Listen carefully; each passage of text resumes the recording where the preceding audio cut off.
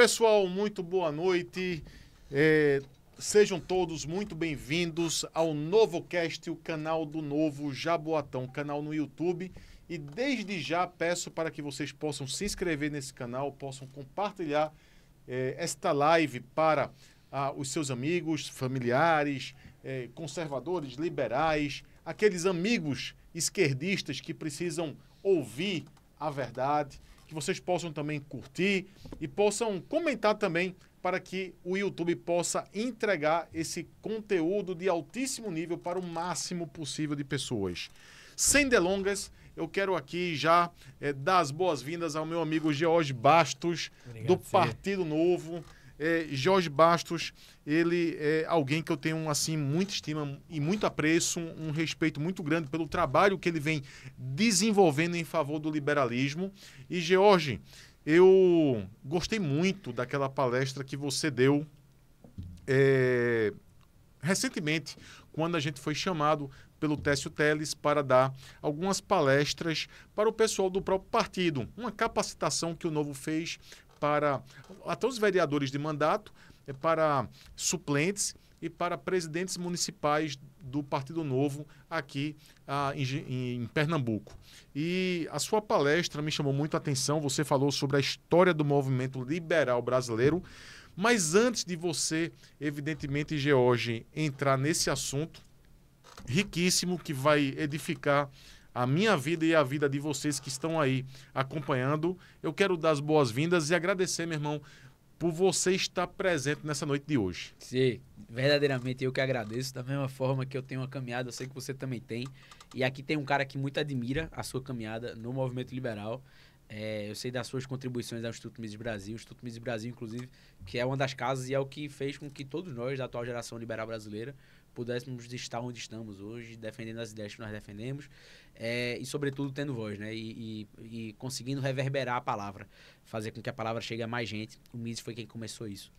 E agradecer também aos elogios à palestra, realmente foi um momento muito bom e muito importante que o nosso partido promoveu, para que a gente consiga fazer com que todo mundo do diretório entenda, no final das contas, qual é a base ideológica e de onde é que a gente vem, né? Qual é a tradição que a gente segue, quem são os primeiros, quem foi que começou pensando isso e o que é que fez a gente chegar aqui hoje acreditando que democracia é bom, que livre mercado é bom também e que liberdade de expressão é melhor ainda.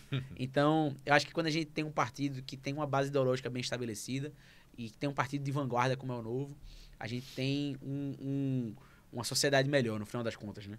E, por sinal, parabenizar muito o resultado que o Novo aqui de Jaboatão vem alcançando. A gente vê, assim, notadamente, o crescimento do partido aqui. A gente sabe quão difícil é trazer a palavra de um partido como o Novo, um partido realmente que se propõe a fazer uma política diferente, de renovação, sem comprar voto, daquele jeito que tu sabe que é diferente do que a gente tem por aí. Então, meu amigo. E parabenizar, assim, tá espetacular. O Novo aqui em Pernambuco, a gente tinha uma força muito grande no Recife, mas chegou a hora da gente começar não só a expandir na região metropolitana, como a interiorizar também. E eu acho que Jaboatão, estar do tamanho que está, é importante para o partido como um todo, não só a nível de Pernambuco, como a nível de Brasil.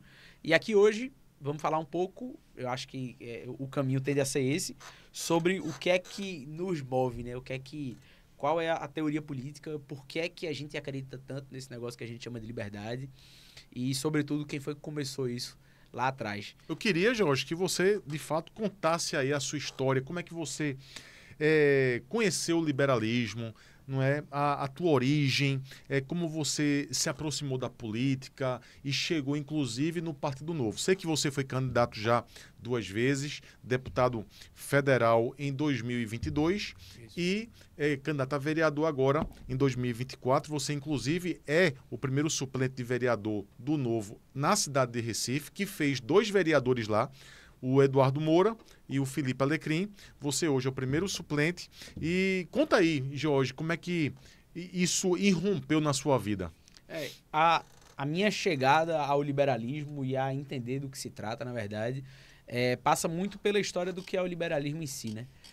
Eu já hoje sou formado no 3º ano do ensino médio, em 2016, então veja, para quem vem acompanhando a política e a história recente política do Brasil, sabe que 2016 foi um ano de grandíssima efervescência.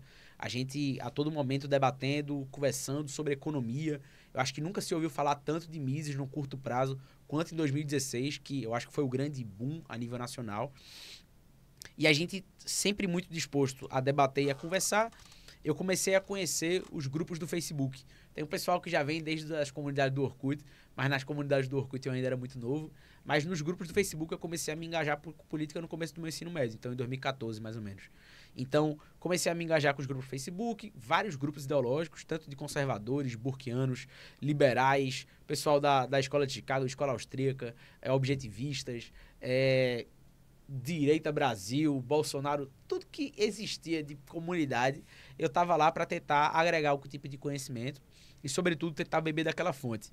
Então, alguns grupos, como, por exemplo, tinha o Liberais Antilibertários, o Liberais, o Libertários, todo tipo de grupo, a gente tinha muita indicação de leitura. Então, a partir disso, eu comecei a estudar a história do que são os pensamentos, de onde é que eles derivam, e comecei a ver que, de maneira geral, existia um denominador comum. Tinha um pessoal que tinha começado isso lá atrás e que existia uma teoria que vinha a partir de um berço, que esse berço podia vir de John Locke, que a gente vai poder falar um pouco aqui sobre ele, e que essas pessoas, de maneira geral, nos últimos séculos, o que elas defenderam até hoje continua certo. Então, em 2016, eu começo a me envolver com os movimentos liberais aqui em Pernambuco. Começo a entender que não só de literatura sobrevivia o movimento liberal, tinha gente que militava por isso. Tinha gente que ia para a Câmara Municipal pedir por não aumento de salário de vereador. Tinha gente que ia para a Alep pedir por não aumento de salário de deputado. Em 2016 mesmo, a gente estava nas ruas pelo Fora Dilma. Então, de 2016 até 2019, eu fui liderando vários processos do movimento liberal aqui em Pernambuco. Muitas vezes porque a gente não tinha liderança posta, então às vezes estava eu, um cara de 18, 17 anos, tendo que liderar alguns processos grandes. Então fui coordenador do MBL aqui em Pernambuco, no MBL Estudantil. Movimento Brasil Livre na época, que era quem tocava o impeachment de Dilma.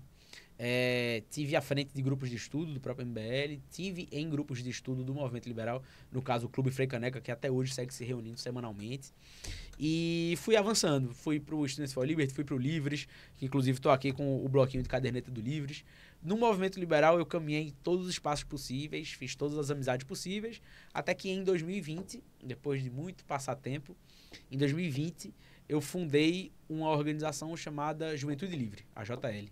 A Juventude Livre foi basicamente um experimento que a gente fez em Pernambuco e que decidiu replicar a nível Brasil.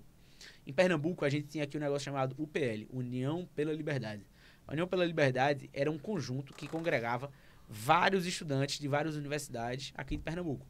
A gente disputou uma vez uma eleição na Unicap, perdeu, diferente dos meninos que agora ganharam, mas a gente plantou a sementinha lá, disputou a eleição enquanto movimento liberal, ficamos em segundo numa eleição com 3 chapas.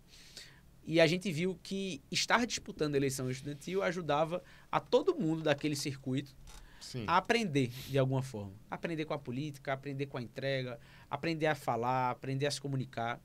Então a gente via a política estudantil como uma possibilidade de uma escola ali, para que as pessoas pudessem se desenvolver. A gente não queria que ninguém fizesse política estudantil na universidade toda, até porque a gente não queria estudante profissional. A gente queria que, assim como uma empresa júnior, o cara passasse um tempinho ali e depois fosse fazer outra coisa.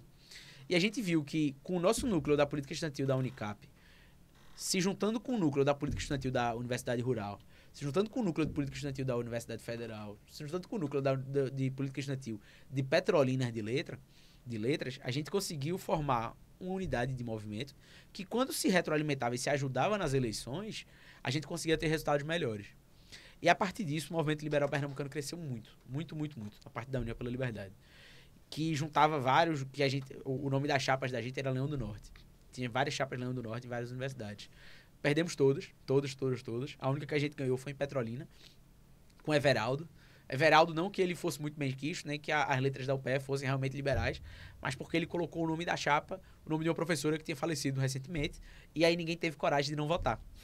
E aí, a gente com essa vitória viu o tamanho do rumo que a gente conseguia fazer politicamente no PCdoB, que hoje é quem comanda a política estudantil. Então a gente viu esse resultado que a gente teve em Pernambuco, com uma unidade muito grande das pessoas, com um movimento liberal muito fortalecido e todo mundo gostando de fazer. Por quê? Porque é muito difícil você só discutir ideias, né? No final das contas, todo mundo gosta de colocar em prática.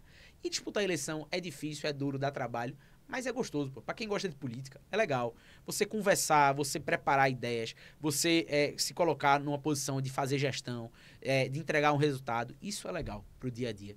Isso agrega muito conhecimento, né? Então, a gente viu que se a gente fizesse o que a gente fez em Pernambuco a nível Brasil, daria certo. E aí foi quando eu conheci João Ferreira, grande amigo meu de Uberlândia, Minas Gerais. Enquanto eu era coordenador do Instituto For Liberty Brasil, conheci ele. E numa live, contando sobre as experiências que a gente teve na política estudantil aqui de Pernambuco, que foram desde eleições com briga gigante entre as esquerdas, que as esquerdas saíram na mão brigando, porque uma estava dizendo que a outra estava fazendo corpo mole para disputar com a gente, até um amigo nosso que a gente tirou de dentro do PCdoB para botar no nosso grupo. Teve de tudo, assim, nesse período que a gente... Um ano e meio, mais ou menos, que a gente disputou as eleições. A gente decidiu fazer uma live falando sobre isso, contando essas histórias. E aí, no chat da live, feito tá no chat a galera aí agora, um cara chamado João Ferreira comentou sobre uma fala que eu tinha feito, que eu fiz, pô, seria muito legal se o movimento liberal disputasse uma eleição do Congresso da UNE, do Congresso Nacional dos Estudantes, da União Nacional dos Estudantes. E aí, dito e feito, a gente começou a organizar um movimento para que o movimento liberal estivesse, pela primeira vez na história, em 80 anos de UNE, disputando uma eleição do Congresso da União Nacional dos Estudantes. Sempre quem dominou lá, todo mundo sabe, são os comunistas do PCB, os socialistas, entre várias aspas, do PCdoB, e comunistas também do PCdoB, os proto-socialistas do PT, enfim, e os ladrões do PT, né? Além de proto-socialistas, enfim, de tudo, mas nunca a direita. A última vez que a direita tinha tido representação antes da gente foi com a UDN, lá atrás. E a gente decidiu disputar a eleição da UNE. Então começamos a juntar gente do Brasil todo. Foi quando a gente fundou a Juventude Livre, a JL. A JL, em pouco tempo, estava em todos os estados do Brasil, no Distrito Federal.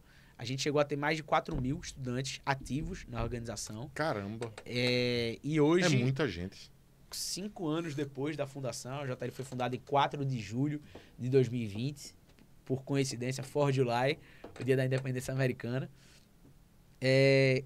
Hoje, 5 anos depois da formação da Juventude Livre, a gente ajudou a eleger 9 vereadores do Brasil, a gente já passou por mais de 20 diretórios centrais de estudantes, a gente já conquistou mais de 30 diretórios acadêmicos, a gente está em mais de 20 hoje grêmios estudantis. Rapaz, tem grêmio estudantil no interior do Maranhão, que hoje é comandado por jovem que está dentro da Juventude Livre. Hoje, eu já não tenho mais gerência nenhuma, na verdade, há 3 anos, eu já não tenho mais gerência nenhuma sobre a Juventude Livre. Hoje eu sou só um conselheiro do movimento, apareço de vez em quando para dar uns pitacos, mas acompanho o dia a dia do trabalho dos meninos, literalmente meninos, que hoje comandam e tocam a organização com o tamanho que ela tem, sabe? Então, eu vejo na Juventude Livre a grande entrega da minha vida. Eu entendo que a gente ajudou muito mais a criar grandes lideranças, não só políticas, mas civis, assim, de fato, com a Juventude Livre do que eu poderia ter em qualquer mandato da minha vida. Assim, se eu tivesse mandato de vereador, de deputado estadual, de deputado federal, de conselheiro tutelar, de presidente da República, eu não conseguiria criar e fomentar e dar poder, no final das contas, a tantas lideranças quanto a gente conseguiu dar com a Juventude Livre. A gente hoje tem um trabalho que é reconhecido a nível internacional. Já tive em congressos internacionais a convite para falar sobre a Juventude Livre. Já tive aqui no Brasil, eu acho que eu conheci cada beco aqui desse país, só não fui no Rancho do Maia, todos os outros lugares eu tive presente, para falar sobre a Juventude Livre, para trazer gente para a Juventude Livre, para parabenizar os resultados dos meninos, assim, que é impressionante. Para ter uma ideia, hoje o presidente nacional da Juventude Livre tem 20 anos, que é Bruno Esperanceta, de Curitiba, e a vice-presidente nacional da Juventude Livre tem 19 anos, que é Gabriele Benini, do Rio Grande do Sul. Veja, são 2 meninos que estavam há 2 meses atrás discursando para 14 mil pessoas no Congresso da UNE, todos ligados a algum partido de esquerda, sim, e só sim. Eles lá, resistentes, a verdadeira resistência, no final das contas. Teve lá aquela confusão lá, que o pessoal perseguiu o pessoal, não sempre foi? Sempre tem a confusão, mas os meninos lá sempre resilientes, defendendo o que acreditam e levantando a voz. E, meu irmão, isso pra mim é um negócio que, assim, é de um valor inestimável. É marcante. Assim, e que, pra mim, hoje, de vez em quando eu encontro com alguns amigos que hoje estão, muitas vezes, trabalhando com política, que hoje estão na sociedade civil de maneira geral, mas que conseguiram algum contato a partir da Juventude Livre, que conseguiram desenvolver alguma técnica que hoje propicia eles estarem no mercado de trabalho graças à Juventude Livre. Às vezes vem o pessoal me agradecer pela oportunidade de ter trabalhado com a JL e tal, e de estar até hoje. E assim, para mim, é o que há de mais gratificante possível do que eu fiz na minha vida na política. Se você pegar hoje, até falando do ponto de vista técnico mesmo, no Partido Novo, para além dos vereadores, para além dos assessores, rapaz, tem gente que passou pela Juventude Livre que hoje trabalha na comunicação nacional da campanha de Romeu Zema, da presidência da República. Caramba! E que é um cara que começou na Juventude Livre e que o foco dele não é ser candidato a vereador, não é ser candidato a deputado, mas ele é muito bom em comunicação. E hoje ele trabalha lá ajudando. Então, assim, eu vejo que hoje o que a gente teve de grande entrega, assim, e que nos traz um orgulho imenso, é o que foi feito com a JL, apesar de que também tudo que a gente fez com o movimento liberal deu muito certo. E aí eu tive muitas oportunidades a partir disso, fui muito reconhecido pelo trabalho que a gente fez. E aí em 2021 fui trabalhar em São Paulo, trabalhei com o Daniel José lá, que era deputado estadual do Partido Novo. Eu já era afiliado ao partido, já gostava muito do partido, mas aí estando em São Paulo, como era a reabertura, pós-pandemia, eu estava muito mais próximo de todo mundo, né? Porque estava tendo muito evento e tal, isso tudo. E aí eu comecei a conhecer muito mais a estrutura do partido a nível nacional, as grandes lideranças do partido e tal, tudo isso. Até que, um ano depois, Luiz Loureiro, nosso amigo aqui, me liga para eu voltar de São Paulo e me candidatar a deputado federal aqui para Pernambuco, em 2022. E eu via que no Ceará, quando não teve candidato a deputado federal, Rodrigo Marinho deixou de ser candidato, depois de ter tido 10 mil votos. Nosso professor. Nosso professor Marinho. Quando o Marinho parou de ser candidato, o movimento liberal do Ceará desgringolou. Quando Priscila Chamas, na Bahia, que também foi do Instituto Mises, quando Priscila também deixou de ser candidata, desgringolou na Bahia o movimento liberal. E eu via que poderia acontecer em Pernambuco. Carlinha Falcão já não seria mais candidata, se eu não me engano, Carlinha já tinha viajado, já estava morando em Barcelona. Ela era do Livres, né? Ela era do Livres e foi grande precursora assim, do movimento liberal aqui em Pernambuco. E o movimento liberal que a gente conhece hoje, né? E aí eu sabia que se eu não voltasse para casa para ser candidato, provavelmente o negócio ia desgringolar e decidi voltar. E aí voltei, fui candidato a deputado federal, tive quase 7 mil votos, voto em 130 municípios. Muito voto, assim, muito além da conta, a gente não esperava ter a quantidade de voto que teve. E fui o mais votado do partido na região Nordeste, deputado federal. E aí foi quando, em 2022, a gente teve a certeza com a votação que eu tive no Recife, que eu estava gabaritado para me candidatar a vereador do Recife. Não era exatamente meu sonho ser candidato tão novo assim na minha vida. Eu acho que candidatura requer um conhecimento muito grande, que em 2022 eu achava não estar pronto ainda. Mas a verdade verdadeira é que a gente se cobra muito. Nós aqui que fazemos o certo, nos cobramos muito. Sem dúvida. Porque durante a eleição eu vi que, na verdade, eu estava entre os 5 melhores candidatos assim, de Pernambuco todinho. O que antes eu achava que eu era horrível, depois eu comecei a entender que, na verdade, eu estava muito à frente dos outros. E eu comecei a entender que o conquistar espaço na política é, acima de tudo, tirar um espaço de quem não presta, né, Cê? E que, no final das contas, a gente, enquanto cidadão, precisa reconhecer que, apesar de não ser nossa obrigação, veja, a nossa obrigação é ganhar dinheiro, é lucrar. A obrigação de todo cidadão é lucrar. Mas eu acho que também tem uma questão intrínseca para quem gosta de política, que é tentar mudar alguma coisa, né? Então, fui candidato de novo em 2024. Em 2024, fiquei primeiro suplente pelo Partido Novo aqui do Recife. Quantos votos já hoje? Foram 3.714 votos para vereador. É muito voto, meu amigo. Vocês não têm noção da quantidade de voto, não. Como isso é muito voto em Recife. É que a campanha de vereador, a gente estava até comentando mais cedo, é a campanha mais difícil que tem, né, Cê? Sem dúvida. Aqui deve ter passado pela mesma coisa em Jabotão, eu acho que até pior, porque em Jabotão dúvida. É uma cidade que tem uma classe média menor em relação ao Recife. Então, consequentemente, tem menos pessoas preocupadas em votar ideologicamente. E o pessoal que tem esse perfil ideológico de Jaboatão, que está ali, Piedade e Candeias, é o pessoal que trabalha e vota em Recife. Ainda tem essa dificuldade também. E, inclusive, fazendo um adendo, a gente não está falando que só a classe média é ideológica, claro que não. Mas aí é uma questão de números. Assim. Sim, naturalmente, sim. Existem mais votos ideológicos, onde as pessoas têm tempo para parar, estudar e pensar. Isso. E aí as pessoas só têm tempo para parar, estudar e pensar quando elas estão alimentadas, estão jantadas. Então é natural que em lugares mais periféricos das cidades tenha menos votos ideológicos, mais votos de conveniência e menos votos por opinião, assim, por assim dizer. Então, assim, Candeias eu acho que é até pior, porque a quantidade de gente que vota em Recife mora em Candeias, assim, não tá no gibi, né? É muita. É uma coisa de outro mundo. Então, senti a dificuldade da eleição municipal no Recife, a gente já sabia que seria difícil. E tem o tio candidato para chamar de seu, né? O tio candidato, o primo candidato, o namorado que é candidato, a namorada que é candidata, meu irmão, é todo mundo que é candidato. E, assim, para bater de frente com o sistema por si só, já é difícil. Para você ainda precisar bater de frente com o sistema, bater de frente com o tio e tia candidato, bater de frente com as diferenças geográficas que tem na eleição municipal, naturalmente, porque a região metropolitana do Recife é muito grande e todas as cidades são bem populadas, de uma forma que nenhuma das cidades tem um grande bolsão de população, assim, muito discrepante das outras. Assim, Recife e Jaboatão tem população. Recife tem 1,5 milhão, o Jaboatão tem 800 mil. 750 mil. 800 mil, bem dizer. Se você pegar a Olinda, tem mais 400 mil. Se você pegava... Então, assim, juntou a região metropolitana toda, dá quase 4 milhões de pessoas. E, assim, cá pra nós, tudo mais ou menos bem dividido. E com gente de Camaragibe vindo trabalhar em Jaboatão, com gente de Jaboatão indo trabalhar em Paulista, com gente de Paulista indo trabalhar em Abreu Lima, com gente de Abreu Lima vindo trabalhar no Recife. De uma forma que você vai pedir voto em horário comercial na cidade na região metropolitana do Recife. De cada 10 que você pergunta, acho que 5 vão dizer que moram na cidade que você tá. Porque é gente de todo lugar.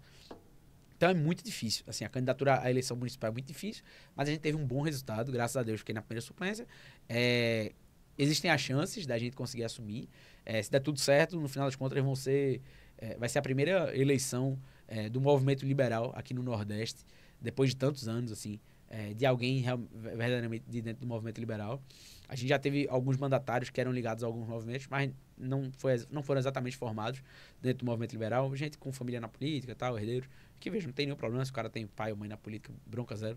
É só que falando com relação à turma que é de casa.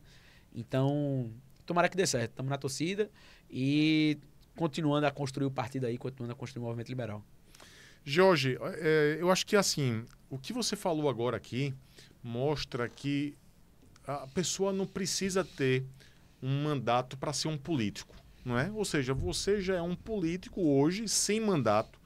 Inclusive, eu digo aqui que o que você construiu ao longo desses anos é algo que vai ficar na história do liberalismo aqui da nossa região, sem dúvida. Fica nos anais do liberalismo aqui, sabe? Então, assim, eu fico muito contente em poder conhecer mais sobre essa história, sobre o legado. A política exige isso, uma espécie de transformação de mentalidade, de pensamento, requer muito isso, né? Não à toa existe o parlamento onde os políticos vão parlar, é isso, não é? Na tentativa justamente de convencer as pessoas a mudarem as suas ideias, as suas opiniões, suas convicções, não é? Por que não? Não é?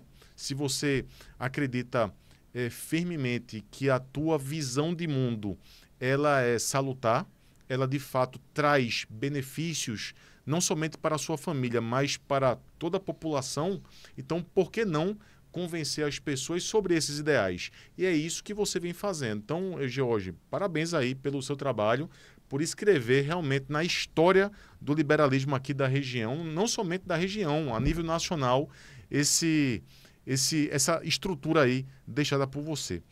Mas, George, eu gostaria agora de entrar numa parte mais histórica do liberalismo. Antes, evidentemente, de perguntar a você, eu vou fazer essa pergunta, eu vou deixar para o final, certo?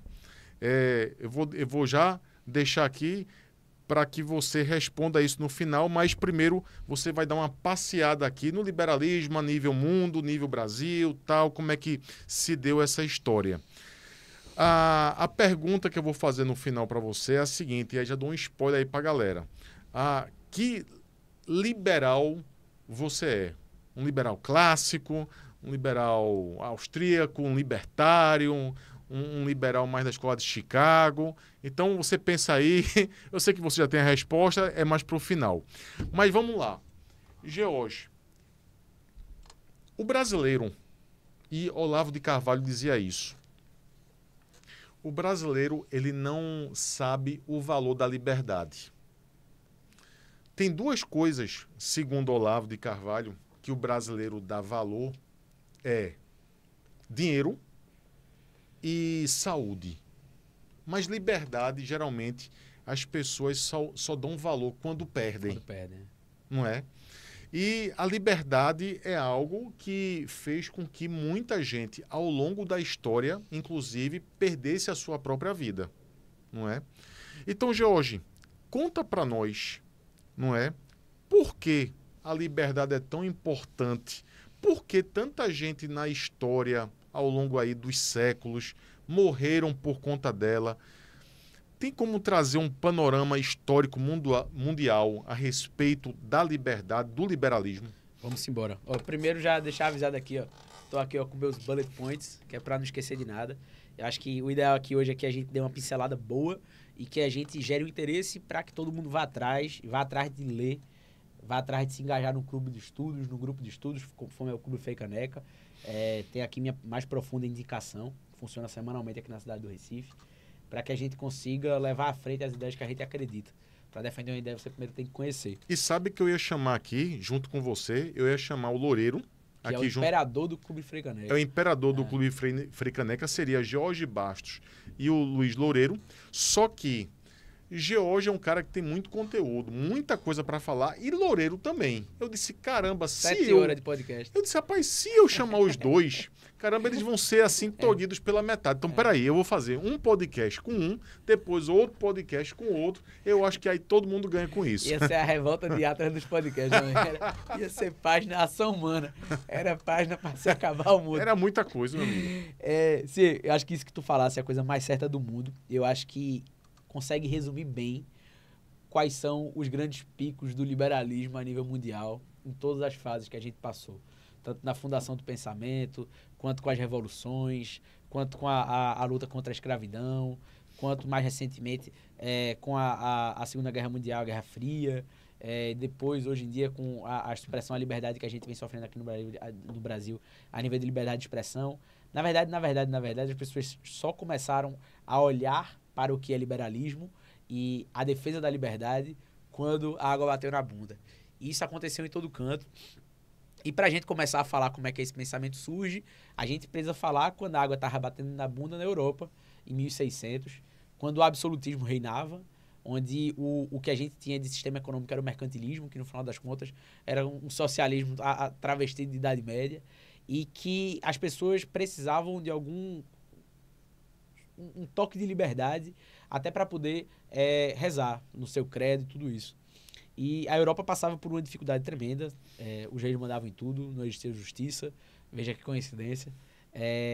E aí surge um cara chamado John Locke, que ele começa a questionar a questão do Estado ser o rei. Veja, a gente hoje tem muito claro na nossa mente que existe o Estado e existe o governo. Mas, em 1600, naturalmente, não existia isso. Veja, tinha o Estado era o rei, e o rei decidia, e quem estava abaixo do rei era tratado como objeto, como até hoje várias ideologias totalitárias e coletivistas pensam dessa forma. E aí surgiu John Locke, que era um cara que, na verdade, era um estudante de medicina em Oxford.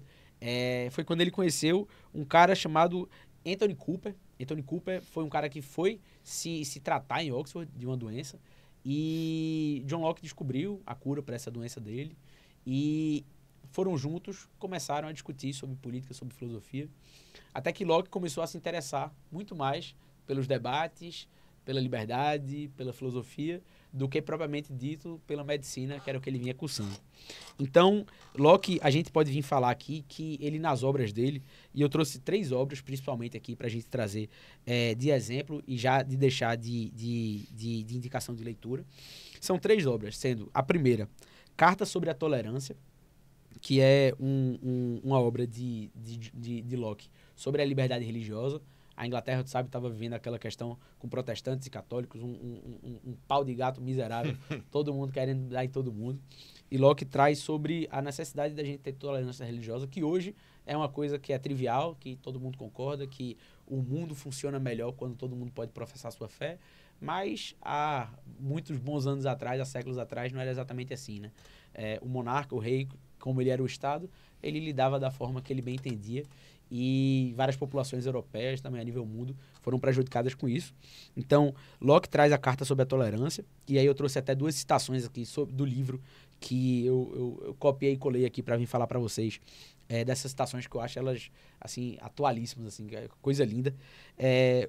A outra questão são os 2 tratados sobre governo, que é quando Locke traz a grande síntese da bibliografia dele, que é a vida, liberdade e propriedade, é quando ele traz o que é o conceito até hoje do que nós liberais que defendemos a liberdade acreditamos.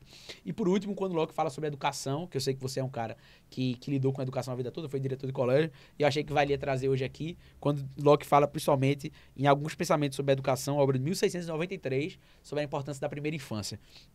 Então, deixa eu, antes de mais nada, fazer a citação aqui que Locke traz na Carta sobre Tolerância, que é a primeira obra dele lá, que é sobre religiões. Vê que coisa bonita.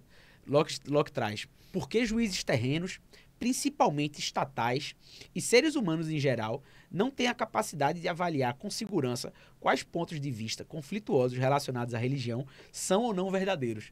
Quando ele vinha falar sobre o Estado, enquanto persona, não poder dizer se a minha religião está certa ou a tua religião está certa, num contexto que ele tinha na época na Europa, e que, na verdade, só existe uma lei, né, que é a lei divina, e que é o homem lá de cima que vai poder realmente trazer a verdade. E aí que ele traz aqui, por juízes terrenos.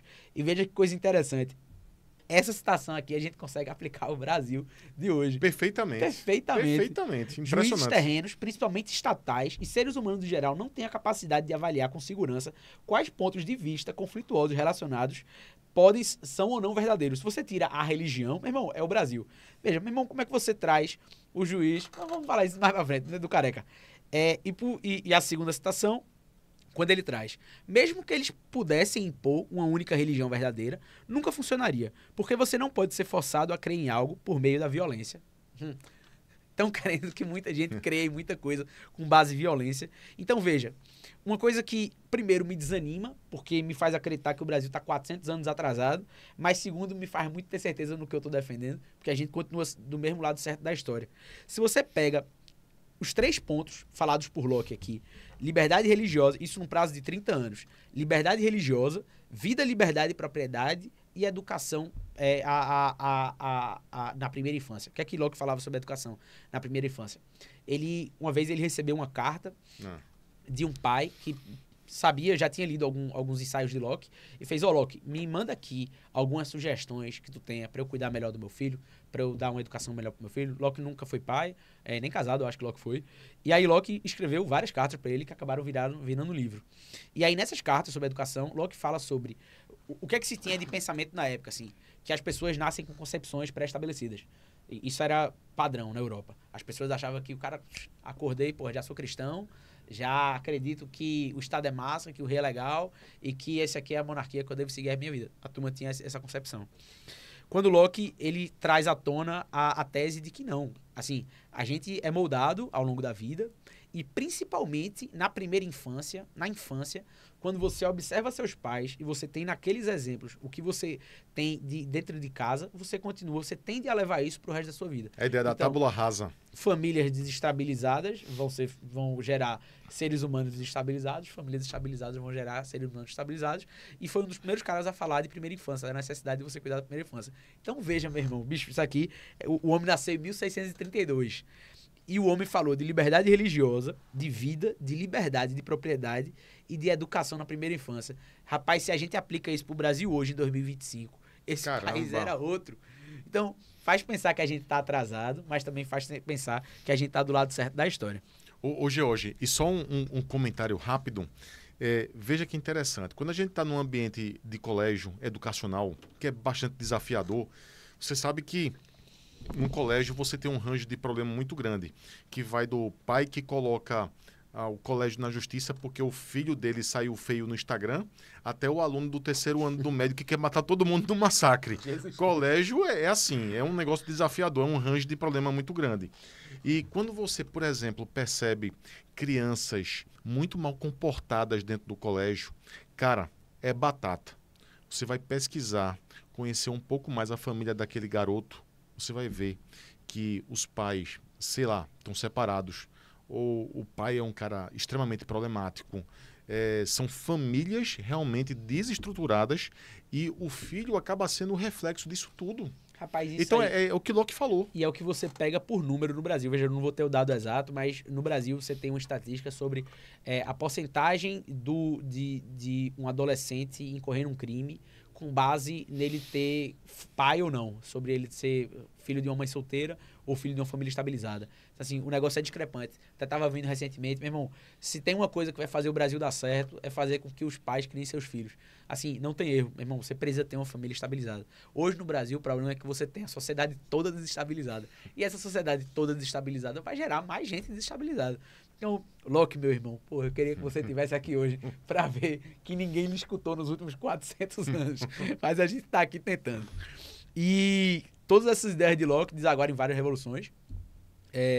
Entre elas, as principais, a Revolução Francesa, as revoluções inglesas, né, de maneira geral, e principalmente a independência americana, né? E na Carta de Independência traz lá o conceito de vida, liberdade e propriedade, que não por acaso fez aquele país daquele tamanho, naquelas condições, dar certo do jeito que deu a vida toda. E aí, naturalmente, o tempo foi passando, as brigas foram começando, o liberalismo, por si só, ele já começa com diferenças de teses, e aí, quando chega na Revolução Francesa, a Revolução Francesa, inclusive, muito influenciada pelas ideias de Locke. A gente, não é porque deu errado que a gente vai ter que dizer que não foi influenciada. Foi influenciada, sim. Mas durante a Revolução Francesa, com os erros da Revolução Francesa, surgem teóricos liberais também, dessa vez liberais conservadores, mostrando que o que aconteceu na Revolução pode ser corrigido. E existem formas de alcançar um melhor resultado do que cortando cabeça. E Rousseau também estava metido, né, com as ideias de Rousseau também dentro da Revolução Francesa. Também atrapalhou pra caramba, velho. Atrapalhou pra caramba. Até que sobrou pra ele no final. E aí, quando surge Burke, Burke, para os conservadores, a grande referência, né? Sim, sim. É o pai de nós todos. Isso. E aí Burke, em 1790, quase 100 anos depois, ele discorda do modelo francês, de como está sendo feita a Revolução Francesa, escreve os ensaios dele sobre a Revolução Francesa, sobre os problemas da Revolução, e aí começam realmente a surgir algumas divisões. E aí é quando eu trago para cá uma tese legal, assim, do meio liberal. Quando você pergunta para os liberais, de maneira geral, se são de direita ou esquerda, numa dicotomia do Brasil que as pessoas nem sequer direita e esquerda conseguem entender, é legal de você explicar que não, os liberais estão mais à direita. Mas quando você pega o debate puro de dentro do movimento, tem gente que inclusive levanta a tese de que o liberalismo ele não está nem à direita e nem à esquerda, que na verdade existe um outro arranjo ideológico onde a gente está equidistante de questões de coletivo e indivíduo. E que essa que deve ser a diferença, né? E, no final das contas, o liberalismo, desde Locke até hoje, na verdade, a luta do indivíduo pela sua própria determinação, né? No final das contas, a propriedade que Locke fala não é só a propriedade do que eu tenho aqui, do meu telefone. Não, é também do eu, George. Eu, George, preciso ser dono de mim mesmo, assim. Eu preciso ter a possibilidade de fazer a doidice que tiver na minha cabeça. Ah, não, George, vai interferir na vida de alguém. Não, aí realmente, George não pode fazer porque eu estou interferindo na propriedade de terceiros. Mas se é algo que vai acarretar no meu futuro, que vai fazer com que eu tenha novas formas de ver o mundo. Enfim, a propriedade é sua. Você, na sua casa, você, se quiser, pode rasgar seu sofá no meio, pode botar o seu cachorro para roer o seu móvel. A casa é sua, velho. Então, começam a surgir as divisões internas. Pode fumar dentro de casa. Pode fumar um charuto. Fumar um charuto, como o professor Olavo. E começam a surgir as divisões internas dentro do liberalismo. Natural, isso veio acontecendo. E de 400 anos para cá, 300 anos para cá, na verdade, a gente sempre foi uma grande miscelânea de discordâncias, né, internas. E isso fez com que o movimento tivesse hoje o tamanho que ele tem, assim. Eu também acredito que fez com que a gente embarcasse em vários grupos do espectro político de uma forma que hoje é normal, por exemplo, defender a democracia. Veja, em 1690 não era normal defender a democracia. Hoje, meu irmão, tem gente que é do Partido Socialista Brasileiro, diz que é um partido democrático, então acabou que algumas batalhas a gente venceu. Então, em 1776 é escrita A Riqueza das Nações, que é o grande divisor de águas, porque Adam Smith olha para a teoria de Locke e faz, não, lindo do ponto de vista político, mas a economia também é política, então também dá para dar um direcionamento aqui sobre a liberdade com o modelo que a gente tem hoje. E é quando ele escreve A Riqueza das Nações, e aí eu também trouxe uma aspa da Riqueza das Nações, que eu acho que tu vai conseguir até narrar junto comigo, que não é da benevolência do padeiro ou do açougueiro que esperamos nosso jantar, mas da consideração que eles têm pelos seus próprios interesses. Apelamos não à humanidade, mas ao amor próprio. E nunca falamos das nossas necessidades, mas das vantagens que eles podem obter. Basicamente, o que Adam Smith traz é que, na verdade, meu irmão, ninguém está muito preocupado com você, não. Cada um está querendo trazer para si um benefício próprio, e esse benefício próprio, naturalmente, vai acarretar, num cenário de livre mercado, a um bem-estar social para a sociedade de maneira geral. Tu quer tecer alguma coisa? Eu acho que tu quer. Rapaz, é bem interessante isso aí, porque o cara, por exemplo, que está empreendendo e está pensando justamente em, ter uma renda, prover a família dele, a mulher, filhos, etc., a casa, o cara, o afegão médio, realmente, a galera geral, vai pensar justamente nele, na família dele, no núcleo familiar, evidentemente, não é? E ele não tem noção, né, George, do benefício que ele está trazendo para as demais pessoas. Ele não tem noção disso. Ele não tem o conhecimento dos efeitos cumulativos daquele trabalho que ele se propõe a realizar, que inicialmente é bom para ele e para a família dele. Diferente, por exemplo, do planejador central, que se diz virtuoso demais e que se propõe a fazer algo que vai mudar a história do mundo, quando os efeitos práticos disso são deletérios para geral, para todo mundo, inclusive para eles, não é? Então veja como é que essas coisas acontecem na história humana, não é, George? É porque aquela coisa, veja, o mundo dá certo porque eu tô preocupado com o meu, se ele tá preocupado com o dele, se Ezinho tá preocupado com o dele, de uma forma que a gente se encontra no mercado, uma forma de tirar o melhor proveito possível do que eu amo fazer. Veja, eu amaria ser jogador de futebol, jogar pelo Náutico, fazer gol no esporte. Eu amaria isso. Mas eu sou muito ruim de bola. Eu também sou terrível. Eu sou muito ruim, mas muito ruim mesmo. Veja, numa sociedade de planejamento central, talvez eu tivesse um grande amigo dentro do governo que eu conseguisse chegar pra ele e falar, velho, me bota pra jogar no Timba. Meu sonho é esse. E eu só quero bater pênalti só. Quando for pênalti, tu me chama pra entrar. Eu só quero bater pênalti. Poderia. Numa sociedade de livre mercado, se eu for, eu vou passar fome. Então é natural que eu busque alguma coisa que eu consiga prover à sociedade e que me gere o melhor bem-estar social possível, assim, do ponto de vista, no melhor bem-estar individual possível, do ponto de vista de que, meu irmão, eu gosto de fazer isso e eu consigo ganhar dinheiro com isso. Isso daqui vai ser bom para mim. Eu acho que não tem melhor exemplo do que Brasília, por exemplo. Brasília é uma cidade que eu costumo frequentar muito por causa das atividades políticas, assim, de maneira geral. E Brasília, recentemente, eu fiquei lá no Parkway, se eu não me engano, é o nome do bairro, que é onde era antigamente o setor das oficinas. Meu amigo, é um bairro que só tem oficina de carro. Só tem oficina. Numa cidade comum, é natural que as oficinas surjam sem que você tenha um planejador central, um prefeito, um governador que seja, dizendo onde é que aquela oficina vai ser. Por quê? Porque, meu irmão, eu vi que num raio de 10 quarteirões não tem nenhuma oficina e tem muita gente morando e tem muito carro quebrando. Se eu abro aquela oficina, é natural que aquela oficina vai ter cliente.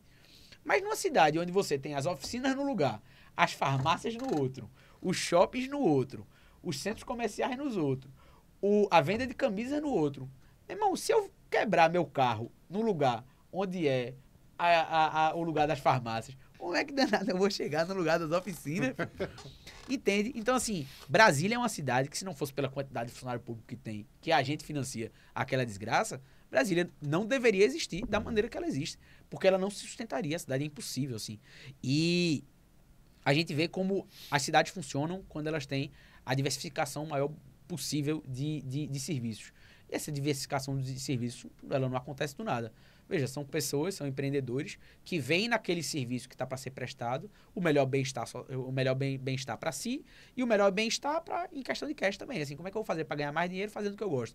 Aí o cara vai abrir um açaí, outro cara vai abrir uma oficina. E meu irmão, Adam Smith estava falando exatamente disso em 1700. Então, canetada do meu pai Adam Smith, o homem veio com tudo. E aí vale, inclusive, mais duas citações. A primeira, que eu acho que cabe muito bem para o nosso príncipe atual, que é Lully, que é: a riqueza de uma nação se mede pela riqueza do povo e não pela riqueza dos príncipes. De vez em quando você vê muita gente com papo doido, não, porque o Brasil é um país muito rico. O Brasil é um país muito rico, porque o cara pega o PIB do Brasil todinho, aí faz, o PIB do Brasil é esse, não, o Brasil é muito rico. Mas, meu irmão, o Brasil é mais pobre que a Costa Rica, pô. Porque você tem que pegar o dinheiro do povo. Tá aqui, ó, a riqueza da nação se mede pela riqueza do povo, não dos príncipes, meu irmão. Porque Lula tem um PIB de X para modelar dentro do país, não quer dizer que o Brasil é rico. O Brasil é muito pobre, velho. Quando a gente começa a entender quão pobre a gente é, que a gente é mais pobre do que a Costa Rica, a gente começa a entender o buraco que a gente tá E metido. sem contar que nesse cálculo do PIB aí entra as lagostas dos ministros do STF, entram as despesas gerais do governo, isso aí tudinho aí. Então, realmente, E aí a segunda, essa daqui é boa. É injusto que toda a sociedade pague para custear uma despesa cujo benefício vai apenas para uma parte da sociedade. Poder judiciário, pelo amor de Jesus Cristo. Hoje a gente financia no Brasil uma casta, como diria Javier Milei, uma casta que se financia a partir dos pobres, pô. Muita gente olha pro Brasil e pensa que o problema do Brasil é somente o Bolsa Família e a distribuição do Bolsa. Meu amigo, a transferência de renda que existe no Brasil para as classes mais altas é de uma coisa, é inacreditável, assim. É impressionante. Esses dias eu estava lendo sobre a remuneração dos juízes do Tribunal de Rondônia. sim. Meu irmão, os caras chegando a ter vencimento, vencimento de R$ 1 milhão por dia reais. Caramba. Porque os caras têm os penduricalhos, tem o salário que é o teto constitucional, então tu faz, não, o salário do juiz é nada, velho. O que tem de penduricalho aí não é brincadeira. Então, Que isso? hoje o povo financia uma elite, essa elite financiada pelo povo luta para manter os seus próprios interesses e não pelo Brasil em si. Então, dando passada ao nosso movimento liberal, quer fazer alguma questão sobre Adam Smith, nosso pai, não? Não, é interessante, né? Porque, assim, essas ideias de John Locke é bem interessante. Encontraram eco justamente hoje na maior potência hoje do mundo, que são os Estados Unidos. Quer queira, quer não, é a polícia do mundo hoje. Não à toa isso entrou na declaração, realmente, como você bem falou, George, na Declaração de Independência dos Estados Unidos, né, em 1776. Tem aquele texto formidável lá que diz assim, que todos foram dotados de direitos inalienáveis conferidos pelo Criador, quais sejam vida, liberdade e a busca da felicidade. Eles, no final, trocaram, não é, a propriedade por busca da felicidade, mas, como o Hélio Beltrão disse certa vez lá no Instituto Mises, quando a gente tinha aula lá com ele, ele entende que, de fato, eles quiseram também dizer isso, não é? Ecoaram John Locke justamente na Declaração de Independência. E aí Adam Smith, no mesmo ano, né, faz A Riqueza das Nações ali, publica. E é um livro que realmente muda ali a história, não é? Dá uma guinada, um novo eixo ali econômico.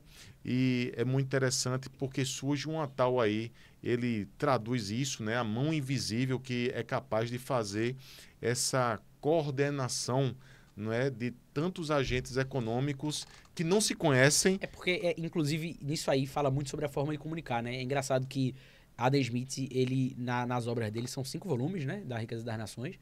E na Riqueza das Nações, nos 5 volumes, só se fala de mão invisível em três oportunidades, assim. Sendo que o conceito é tão facilmente entendível que virou o grande as da obra dele, né? E cá pra nós, que coisa boa. Você consegue traduzir ao ponto de todo mundo entender pela mão invisível do mercado, excelente. E assim, só para uma curiosidade, a minha turma da pós foi a 4ª turma. O Mises, ele abriu a primeira turma da pós em 2016, que foi a turma que o Eduardo Bolsonaro fez. Uhum. Que, na verdade, ele nem terminou, porque está devendo lá o TCC dele lá. Ele não fez o artigo científico. Então, a minha turma foi a 4ª, 2019. E você sabe que todo grupo que é formado assim, no seio de uma academia, você tem ali o grupo paralelo, que é o grupo formado só por alunos sem os professores. E nesse grupo paralelo, o nome do nosso grupo é Ninguém Solta a Mão Invisível, em homenagem justamente a Adam Smith. Um dos maiores podcasts liberais do Brasil hoje é o Tapa da Mão Invisível. Tapa da Mão Invisível, cara, é isso aí. Mas, Jorge, cara, muito bom assim esse papo, relembrar justamente essa época aí do John Locke, Adam Smith, etc., né? Essa base aí do liberalismo, muito interessante. Mas vamos desenvolver isso até chegar no Brasil, não é? Ponto. Chega no Brasil um pouco depois, na verdade, de Riqueza das Nações, de quando Adam Smith escreve A Riqueza das Nações, porque nessa efervescência europeia, de vários debates na Europa sobre o liberalismo, as liberdades começando a fervescer, a gente tinha uma elite que estudava na Europa, né? Uma elite que estava na Europa, que estava participando desses debates, e que até uma elite que cá para nós faz falta hoje aqui no Brasil, uma elite financeira que também seja elite intelectual. tem a capacidade de trazer novas ideias para o Brasil, tem a capacidade de implementar essas novas ideias no debate democrático. E em 1808 chega a corte no Brasil, com o Dom João, para a gente fazer uma rememória aí das aulinhas de história lá do colégio. Então, rapidinho. Então, pessoal, olha só. Jorge Bastos aqui, ele falou justamente, né? Começou aqui falando ali no século XVII, ali que são os anos 1600, e aí veio justamente o século XVIII, não é? Onde houve a Declaração da Independência dos Estados Unidos, a publicação do livro A Riqueza das Nações, tal. Aí agora, século XIX, que são os anos 1800, que aí você começou a falar agora. Que é quando seguindo a timeline. Seguindo a timeline, que é para fazer entender como é que também, em que pá da história chega esse apunhalado de ideias aqui no Brasil, né? Muita gente tem a impressão de que o Brasil era um grande fazendão. Não, meu irmão, a gente tinha uma elite intelectual nas grandes cidades que naturalmente discutia o que estava acontecendo no grande polo de discussão mundial, que era a Europa. Da mesma forma que a gente discute hoje o que está acontecendo nos Estados Unidos, Europa, China, as pessoas também, da mesma forma, em 1800, obviamente com a distância de 30 dias da notícia, a gente também discutia por aqui. Então, a corte chega ao Brasil em 1808, e em 1808 a corte chega para estabelecer algumas mudanças, né? Principalmente nas grandes metrópoles brasileiras. Chegaram no Rio de Janeiro e falaram, não, o Rio de Janeiro tem que ser mais parecido com a Europa, isso aqui está pouco parecido. Então, para vocês terem uma ideia, chegou a ter taxa aqui no Recife, que era aqui em Pernambuco, que era a capitania das mais ricas, chegou a ter taxa de iluminação pública do Rio de Janeiro, não taxa de iluminação pública do Recife. Então começou a gerar uma revolta na burguesia, essa burguesia que já vinha sendo, inclusive, murida do debate que acontecia na Europa, naturalmente, porque os filhos chegavam com as notícias, os jornais chegavam com as notícias, e essas revoltas começaram a acontecer, inclusive a revolta de Pernambuco. Vale falar sobre as duas principais, né? A revolta Pernambuco, a revolta de 1817 e a Confederação do Equador. Isso tudo com influência muito grande do liberalismo europeu, da forma que estava sendo debatido por lá. E, para se ter uma ideia, em 1831, menos de 30 anos depois da chegada da corte, já estava sendo fundado o Partido Liberal no Brasil.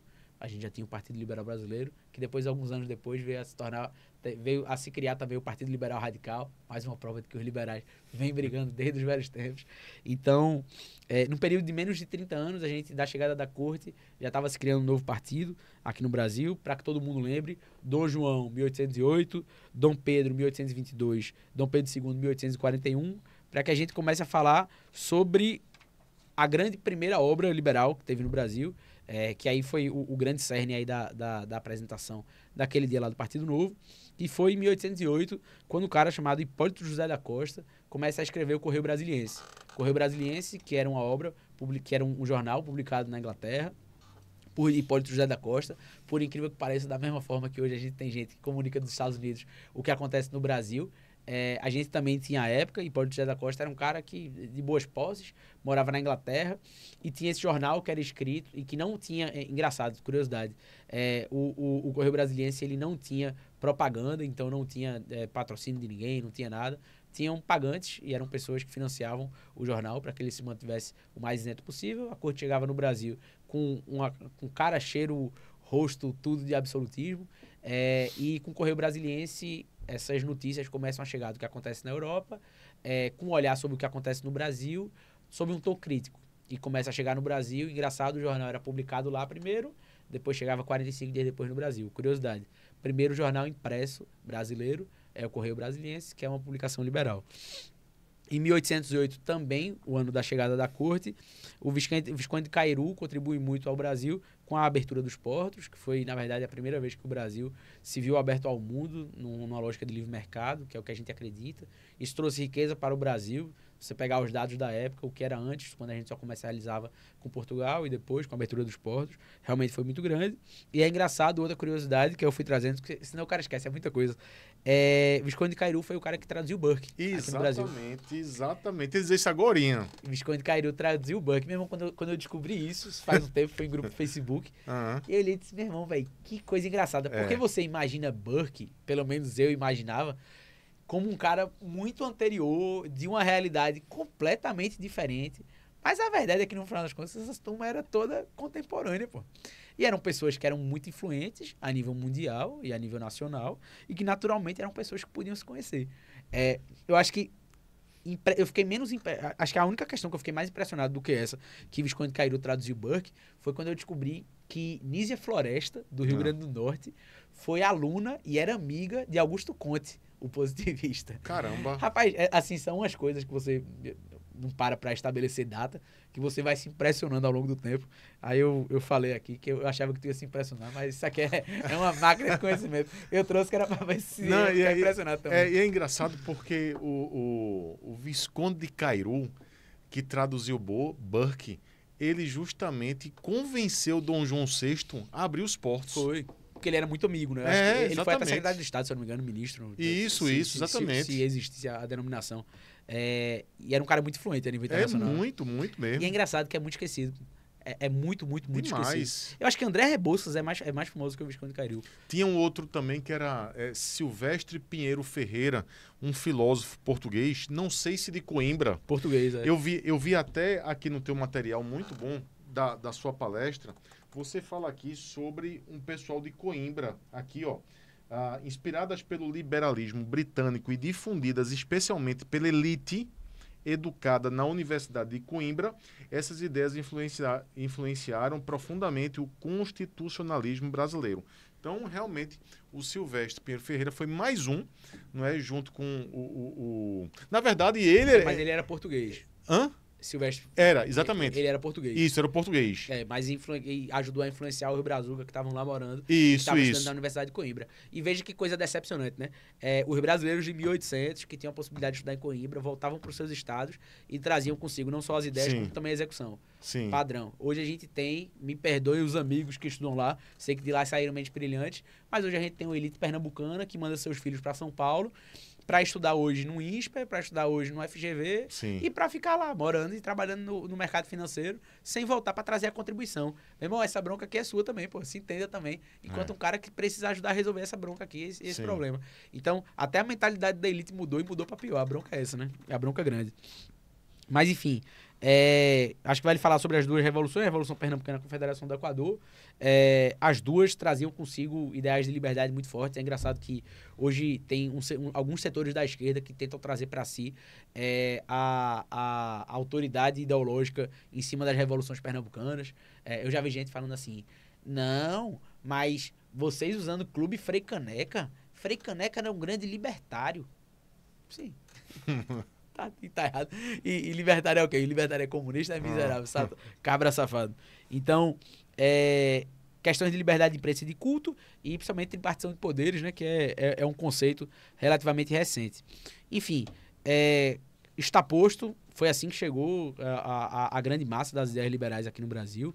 E o tempo foi passando, pós-revoltas, muitas revoltas, e aí chega o que foi o grande homem da palestra, que para mim é o grande pensador liberal brasileiro e é o grande político liberal brasileiro, é o grande ativista liberal brasileiro, é um dos caras que é mais reconhecido do liberalismo brasileiro a nível internacional. Pouca gente sabe disso, mas eu trabalhei numa organização internacional chamada Students for Liberty, fui do staff do SFL, e esse cara que a gente vai falar aqui agora é um cara que é venerado a nível mundo e que muitas vezes é esquecido aqui na cidade do Recife, que é onde ele nasceu.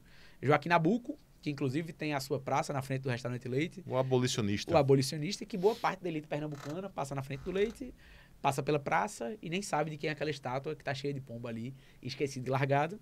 E é do homem que fez com que Pernambuco se tornasse o centro do grande debate e da modernização do mundo, né? Eu acho que vale até... só para você ter uma ideia, Nabuco nasce em 1849 e ele desperta em 1856. E aí é até uma citação que ele traz na escravidão sobre quando ele despertou para a questão de como era a escravidão no Brasil.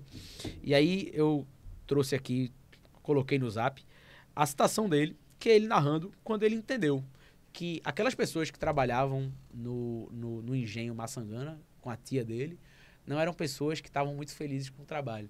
Nabuco nasce aqui no Recife, na Rua da Imperatriz. O pai dele era senador, então volta para o Rio de Janeiro para exercer a atividade política, onde está com todos os outros filhos. Nabuco fica sozinho com a tia no engenho Maçangana. E lá no engenho Maçangana ele vive uma realidade do que era um jovem rural do Brasil e em tempos de escravidão. Então, ele narra que a tia dele tratava muito bem os seus serviçais, que depois ele entende que são escravos, Mas ele, quando ia dormir, ele escutava gritos e batidas de corrente e pessoas sendo agredidas nos engenhos ao redor, na vizinhança dele. Então, ele narra o seguinte, aos 7 anos de idade. Eu estava uma tarde sentado no patamar da escada exterior da casa, quando vejo precipitar-se para mim um jovem negro desconhecido de cerca de 18 anos, a qual se abraça aos meus pés suplicando-me pelo amor de Deus que o fizesse comprar por minha madrinha, para me servir. Ele vinha das vizinhanças procurando mudar de senhor, porque o dele, dizia-me, o castigava. E ele estava fugido, com risco de vida. Foi esse o traço inesperado que me descobriu a natureza da instituição com a qual vivera até então familiarmente, sem suspeitar da dor que ocultava.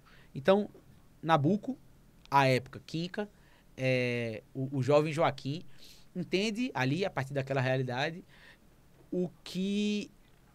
em qual sociedade ele estava realmente inserido e o que é que ele poderia fazer para tentar mudar isso, né?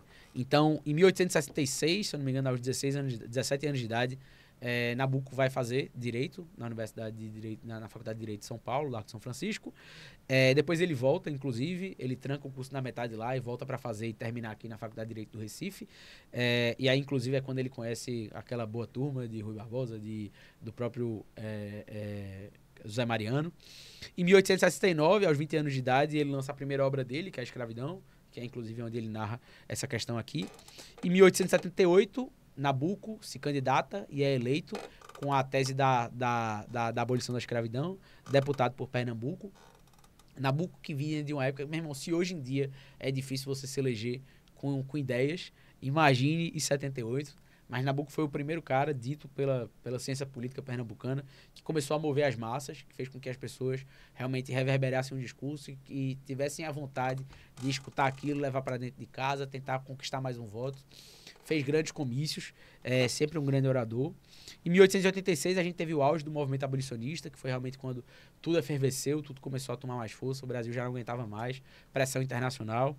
Inclusive, em 1888, Nabuco, eu contei a história na época, ele teve uma audiência com o Papa Leão XIII, hoje eu sou católico, a gente tá no Papa Leão XIV, até engraçada a coincidência, mas Papa Leão XIII, ele chegou a lançar uma encíclica, que é basicamente um documento que os papas lançam, dando as determinações aos bispos e aos padres, e ele lança a encíclica com o pedido que veio a partir de um brasileiro para que a igreja lute pela abolição da escravidão no Brasil. Coincidência ou não, 4 dias depois, a escravidão estava abolida, não necessariamente pela encíclica papal, até porque não dava nem tempo de ter chegado o barco aqui no Brasil com a notícia, mas para se ter uma ideia de até onde Nabuco foi, né? Nabuco chegou a ser recebido no Vaticano. E a Lei Áurea foi promulgada, grande vitória do movimento liberal brasileiro. Em 1892 ele se muda de volta para a Inglaterra, chegou a ser embaixador até do Brasil em Washington, e em 1910 ele falece com as honras de herói e enterrado no cemitério de Santa Mara, onde está até hoje. Então, o cara que, na verdade, deu o tom do que seria o liberalismo dos anos 1800 aqui no Brasil. E aí é engraçado como a gente vai mudando a perspectiva de onde o liberalismo precisa se situar para fazer a defesa do indivíduo, né? No final das contas, como a nossa defesa é do indivíduo, é da persona, não do coletivo, acaba que a gente consegue estar em várias lutas, da mesma forma que a gente estava na luta contra o absolutismo, pela liberdade religiosa, pela liberdade de mercado, dessa vez pela liberdade do indivíduo. E essas várias lutas foram sendo traçadas ao longo da vida, e o movimento que tem suas teses fincadas por John Locke segue vivo até 1910, onde Nabuco já não respondia mais em vida. E aí, para contar a história de Nabuco, vale contar a história também de Zé Mariano, que inclusive, aos recifenses, assim como eu, leva o nome da Câmara Municipal. A Câmara Municipal aqui de Jaboatão tem o nome de alguém? Tu sabes, a Câmara Municipal, inclusive agora saiu, né? Ela foi transferida. A Câmara Municipal era um lugar feio, arretado. Eu não lembro o nome da Câmara Municipal. Depois vocês pesquisam aí. A Câmara Municipal do Recife leva o nome de José Mariano, que inclusive foi colega de Joaquim Nabuco na Faculdade de Direito do Recife. E veja que coisa boa a turma da política estudantil aí. Essa galera com certeza devia estar reunida em torno de ideias dentro da faculdade, muitas vezes até disputando algumas eleições, que nem nossa galera. E além de Nabuco, estudou com eles também Herculano Bandeira, turma boa assim, Rui Barbosa. Em 1872, Mariano nasce em 1850, ou seja, um ano mais novo do que Nabuco. Em 1872 ele fundou um jornal chamado A Província. que ele batia muito forte na questão da escravidão.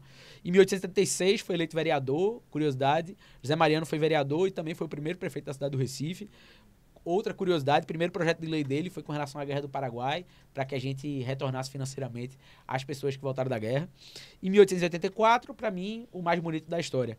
Ele, com a escravidão sendo abolida no Ceará, vocês conhecem bem, talvez não conheçam, a história do Dragão do Mar, que era um escravo liberto do Ceará, que fazia o transporte das mercadorias para jangadas cearenses, que até hoje é o grande símbolo do Estado, e essas jangadas cearenses levavam até os navios, e não só as mercadorias, como também os escravos. Até um belo dia que Dragão do Mar fez, ninguém entra mais aqui em jangada no Ceará, não. A gente, quem quiser, que leve nadando, mas a gente não bota mais nenhum escravo nas nossas jangadas. E aí começou uma greve no porto, a partir dessa greve no porto, o Estado gerou uma pressão popular ao ponto de o Ceará precisar abolir a escravidão antes do Brasil todo. Então, a escravidão do Brasil foi abolida em 1888 e em 1884 a escravidão foi abolida no Ceará. Inclusive, Dragão do Mar, George, foi um dos nomes dados a das 10 embarcações do Promef 1 aqui do Estaleiro Atlântico Sul. Em homenagem. E foi o primeiro clube de estudos liberal do Nordeste, foi o Dragão do Mar, que é até hoje ligado à Estudante Liberto Brasil e continua vivo lá no estado do Ceará. Forte abraço para a turma do Dragão do Mar, inclusive. E aí, com a abolição da escravidão no Ceará, qual virou o plano dos abolicionistas pernambucanos? Levar a turma para o Ceará. Então, foi fundado o Clube do Cupim, que inclusive era aqui nas Graças, pertinho do Atlântico, tem lá o nome, tem aquela placa de história nas paredes, tem lá do Clube do Cupim. O Clube do Cupim foi fundado nas Graças, que reunia o pessoal da aristocracia, que era a favor da abolição da escravidão. Então, basicamente, o que eles faziam era planejar rotas de fuga. Tem uma rua, né? Rua do Cupim lá ou não? Tem a Rua do Cupim. Eu sei que tem umas placas assim, com o nome da rua, contando um pouco da história, né? Nas Graças tem muito isso. É isso. Eu já morei lá nas Graças 2 anos e eu percebi isso lá. E aí o que eles faziam, basicamente, era juntar o pessoal da aristocracia, que tinha condições de financiar essas fugas, levavam a turma para o Poço da Panela, que era onde era a casa de Dona Olegária, que era a mulher de José Mariano e José Mariano, e lá nos fundos da casa, que dava para o Caparibe, eles embarcavam a turma nos barcos e rumavam para o Ceará. Sim. Com esses escravos, os escravos chegavam lá, estavam libertos. Então, tiveram, assim, fugas em massa, inclusive em 88, que foi o ano da abolição. Mas a abolição acontece em 1888, Deus abençoe. E em 1912, José Mariano morre e segue sendo, eu acho que, o grande nome do Legislativo Municipal que o Brasil teve, que o Recife teve até hoje. Então, para contar a história do movimento abolicionista brasileiro, vale contar a história dessas duas figuras. Óbvio, tem muito mais gente, muita gente importante, mas a gente é pernambucano, vamos puxar a sardinha para os nossos também, né? Hoje, então, essa aqui é a primeira geração liberal do Brasil. Essa geração do século XIX. Isso. Essa é a primeira geração liberal do Brasil. Agora, Jorge, deixa eu fazer uma pergunta aqui, uma curiosidade. Na sua visão, você acha que esse liberalismo ganhou corpo nesse século XIX no Brasil em função das ideias liberais vigentes na Europa, né? Você fez aqui um panorama, uma timeline legal, tal de John Locke para cá, e isso estava efervescente. Teve a Revolução ali inglesa no século XVII, a Revolução Gloriosa. Teve alguns eventos importantes, a Puritana, tudo mais, a Declaração de Independência dos Estados Unidos, beleza. A gente falou de Edmund Burke, que ele era contra a Revolução Francesa, não é? O pessoal, inclusive, queria que uma espécie de Revolução Francesa acontecesse também na Inglaterra, o que Burke foi contra. E aí, esse pessoal, Visconde de Cairu, Dom João VI, Portugal, bacana, legal. Eu tenho aqui um contexto totalmente favorável, propício aí para essas ideias ganharem as consciências do povo. Mas você acha também que teve alguma coisa da parte do Dom Pedro II, do imperador brasileiro, também de ser receptivo a essas ideias? Ou a gente pode dizer que foi os dois juntos? Os dois juntos. Sei que você é um cara que é profundo admirador, eu sou também. A grande questão é que, eu acho que, como a gente comentou mais cedo, todas as grandes efervescências do movimento pela liberdade no mundo, seja qual foi a escala, seja qual foi a geração, de onde veio, para onde surgiu a partir de uma grande problemática que se encaixou os ideais de liberdade. vida, liberdade e propriedade, se encaixando nisso, a gente tem um problema, a gente tem uma efervescência, a gente cresce um movimento. Foi assim no absolutismo, foi assim com Dilma, foi assim com a escravidão. Então, é natural que no período imperial do Brasil, principalmente nos tempos enquanto a escravidão ainda não tinha sido abolida, a gente tivesse uma efervescência natural, normal. Também não era uma efervescência que tomava as ruas, acho que é importante mencionar isso. Não era um negócio que parava o Brasil, feito, sei lá, em 2016 com Dilma, não. Veja, se hoje no Brasil tem pouca gente que entende o que está acontecendo no contexto global, meu irmão, diga aí 1870, 1875. Não era exatamente assim, mas existia uma efervescência nas elites sobre tudo isso. E, obviamente, veja, a depender do monarca, a depender do absolutismo, e a depender de quem estava à frente, isso podia ter sido suprimido, obviamente, né? Dom Pedro, ele tinha cá para nós poder suficiente, se ele quisesse, para tesourar todo mundo e mandar executar. Então, obviamente, tinha uma mãozinha dele ali para que tudo funcionasse. Mas, sim, realmente, essa era a primeira geração do movimento liberal brasileiro, como ele chegou aqui, da forma que chegou, com o apoio das elites, vamos entender o que está acontecendo no Brasil hoje também, para voltar a apoiar os movimentos que defendem a sua própria liberdade. Hoje, antes da gente entrar agora nessa segunda geração do movimento liberal brasileiro, não é? Eu acho que você já terminou a primeira geração. Eu acho que a pincelada foi boa. Deu para não tirar no time aí do que estava acontecendo no mundo. Exatamente. Antes da gente entrar na segunda geração, você vai discorrer agora aqui. Eu me lembrei de algo interessante. Eu tenho um professor um professor chamado Alex Catarino. Grande Teve comigo no Michigan agora. Ah, foi? Tava lá? Foi, tava lá. Alex Catarino, caramba, um cara, uma sumidade. E Alex Catarino, certa vez, me chamou muita atenção, porque ele disse assim, em uma das palestras dele, a civilização ocidental, quando a gente olha para os Estados Unidos, ela foi construída em cima, não somente de 3 cidades, como disse certa vez você católico, e o Bento XVI, certa vez, o antigo cardeal Ratzinger, ele disse isso, que a civilização ocidental foi construída em cima de Roma, Jerusalém e Atenas. Né? Porque você tem aí filosofia grega, direito romano e a moral judaica cristã. E aí Alex Catarino, quando ele olha para os Estados Unidos, ele diz assim, mas não foram somente Roma, Atenas e Jerusalém, mas Londres, por conta da Bill of Rights e da Declaração de Direitos, né? E também Filadélfia, lá nos Estados Unidos, independência e tudo mais. Mas quando a gente olha Brasil, ele fala Roma, Jerusalém, Atenas, aí ele complementa Coimbra, onde havia o pessoal lá que estava justamente a efervescência do pensamento liberal, e, por fim, Rio de Janeiro. Dom João VI e tal. Então, cara, o que você trouxe aqui está fazendo todo sentido. A gente está juntando esse quebra-cabeça aqui, está maravilhoso. E é engraçado porque, assim, acho que é a grande questão hoje. A gente vai poder falar um pouco de política atual, mas falta essa participação das elites. Falta essa participação, inclusive, das elites cariocas, das elites paulistas, paulistanas, da elite recifense, sobretudo. Onde é que estão os filhos das elites, né? Hoje, quem é que está discutindo política pública no Brasil? Quem é que está discutindo o futuro do Brasil? Aliás, qual é o futuro do Brasil? Que norte a gente tem hoje? Quem é que está debatendo esse norte, exatamente? Veja, não necessariamente aqui fazemos parte da elite financeira, mas eu acredito que a gente está dentro de uma elite intelectual. E faz falta a classe empresarial, a temida burguesia dita pela esquerda. Onde é que está a burguesia hoje, sabe? Com tudo isso que vem acontecendo. Não só do ponto de vista dos desmandos do judiciário, mas também do ponto de vista da forma que está organizado o Estado brasileiro, com seu sistema eleitoral, inclusive. Veja, o que é que a gente está fomentando hoje ao Brasil? O que é que vem de fora de exemplo?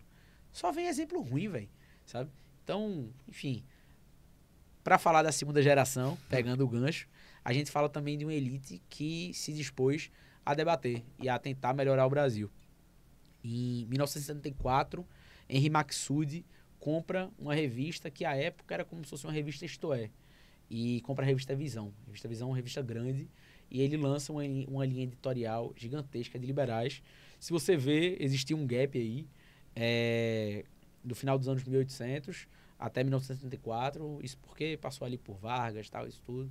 E aí teve um enforcamento do pensamento ideológico brasileiro, tanto à direita quanto à esquerda, verdade seja dita. Os esquerdistas também sofreram bem na mão de Vargas. É engraçado, até o professor Rodrigo Marinho, ele falou uma vez no podcast, foi até esses dias, da data que ele cita, que Vargas matou um grande fascista, né? Então, Vargas deu um trabalho muito grande para o pensamento ideológico brasileiro e para quem se propunha a discutir alguma coisa. Então, em 74, Henrique Maxud compra a revista Visão, e aí, só de curiosidade, Henrique Maxud, que era do Maxud Plaza, até quem visitava São Paulo deve lembrar do prédio próximo da Avenida Paulista, onde ele sempre liberou a gente para fazer grandes liberticons lá, eventos liberais. Henrique Maxud sempre foi um grande aliado do movimento liberal brasileiro. Isso aqui está num cenário de regime militar, inclusive, em 1974, onde as liberdades vinham sendo suprimidas. Então, acho que era Geisel na época, se eu não me engano, não lembro ao certo. E em 1980, também com essa mesma turma, se funda o Instituto Liberal. O Instituto Liberal que até hoje está aí na ativa, com a presidência de Lucas Berlanza. O Instituto Liberal que foi fundado, dito por todo mundo, por uma Kombi. Eram pouquíssimas pessoas, mas pouquíssimas pessoas que reverberaram e criaram o que a gente foi tem que hoje. ano o IL? Em 80. 80 foi? 80. E além de Henri Maxud, vinha também gente como Ling, o William Ling, Winston Ling, né, os irmãos Ling. Sim. Veio gente também como o próprio Salim Matar, que hoje em dia é um dos grandes mantenedores do Instituto Liberal. Enfim, o próprio José Guilherme Melchior, Paulo Guedes, que fez parte dos quadros do Instituto Liberal em determinada época.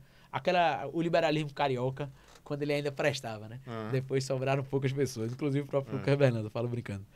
Em 1982, se elege Roberto Campos. Roberto Campos, grande Roberto Campos, grande economista. Grande economista e grande representante político dessa efervescência de ideias da década de 80, do movimento liberal, da volta do movimento liberal ao Brasil. Ou o Brasil acaba com os economistas da Unicamp, ou os economistas da Unicamp acabam com o Brasil. E a outra dele é: estive certo quando tive todos contra mim, Roberto Campos.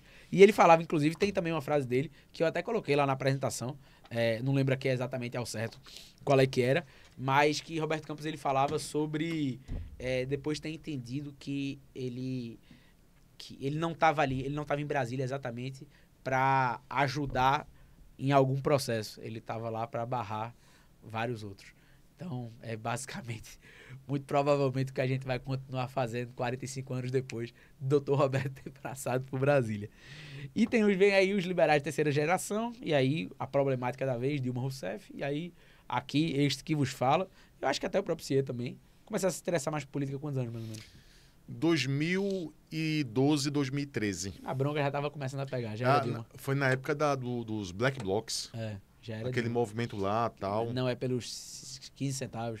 Isso. Começou ali o meu interesse por política e tal. A gente... Quebra-pau. Fred tá aqui, a gente fundou a Arena de Debates, não foi, Fred? Justamente por conta disso e tal. Era tapa, viu, naquela época, os Black Bloc, tudo safado. Surgiu a terceira geração, basicamente, para todo mundo. Muita força de internet, grandes movimentos, por exemplo, que eu participei, Movimento Brasil Livre, o próprio Livres, o próprio Partido Novo. O Partido Novo é fundado em 2016 e tem a coleta de assinaturas antes, principalmente os protestos. Até vale fazer esse adendo. O Novo, entre várias aspas, deu muita sorte dessa efervescência de rua, porque facilitou muito para captar assinatura para o partido. E se criou, no final das contas, esse ecossistema liberal que começou em 1980 com o Instituto Liberal e que hoje congrega diversas organizações, diversos grupos, diversos institutos com diferentes objetivos, diferentes frentes de atuação. Grupos como o Instituto Mises, por exemplo, que tem uma penetração gigante e fez com que quase todo mundo começasse a se tornar liberal dessa terceira geração. Fez com que a gente estivesse aqui hoje, no final das contas, por causa dos grandes artigos das traduções. E gente também que veio do Estudantes pela Liberdade, por exemplo, que é um grupo que se formou a partir dessa efervescência também de 2016. Enfim... A primeira pós do Mises foi 2016. A primeira 2016. Pós. Inclusive, rapidinho, George, algo bem interessante, né? Quando a gente estuda lá a Escola Austríaca de Economia e fala sobre o pensamento da Escola Austríaca no Brasil, aí o pessoal gosta de dividir isso em 3 marcos.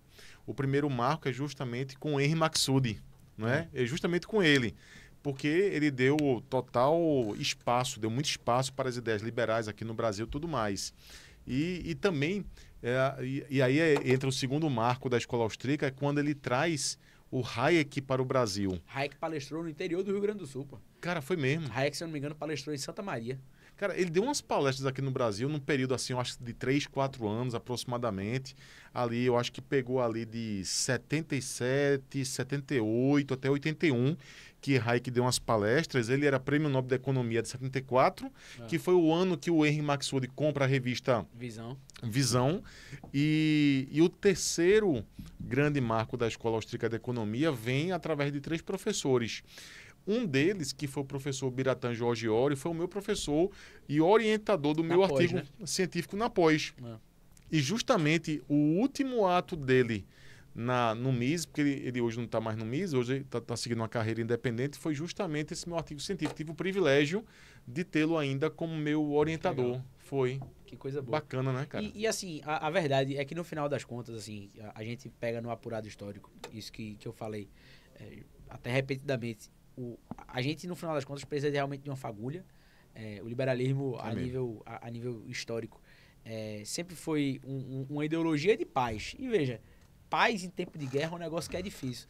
Mas quando você já tem a guerra acontecendo e você traz consigo uma solução para que a gente tenha um mundo melhor, às vezes dá certo. E algumas vezes deram certo. A cada 100 anos o raio cai nesse lugar. É muito difícil que o liberalismo por si só se torne um instrumento de massas. É muito difícil. Porque, meu irmão, para você... Veja, eu tô nessa aqui faz 10 anos quase. Para não esquecer de nada, eu tenho que escrever as coisas no caderninho. Imagine o cidadão médio, né? Não é todo mundo que tem tempo. Mas a gente tá vendo aí uma nova oportunidade para que essa fagulha volte a se tornar uma grande chama, né? E uma luz pela liberdade. Acabou que na história, falando sobre o movimento liberal do Brasil, eu não falei dos grandes economistas que influenciaram, né? Mises, Hayek, Friedman, e os grandes pensadores também, como Ayn Rand, por exemplo. E acaba que a gente precisa se espelhar mais em quem fez dar certo, principalmente no novo debate econômico, político, filosófico, social, de maneira geral.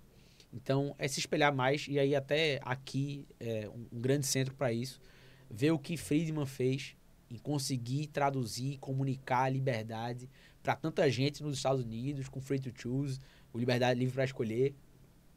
Como é que ele fez para que aquele livro se tornasse aquele documentário tão rico, com tanta gente. Livro espetacular. E que se tornou, no final das contas, mainstream.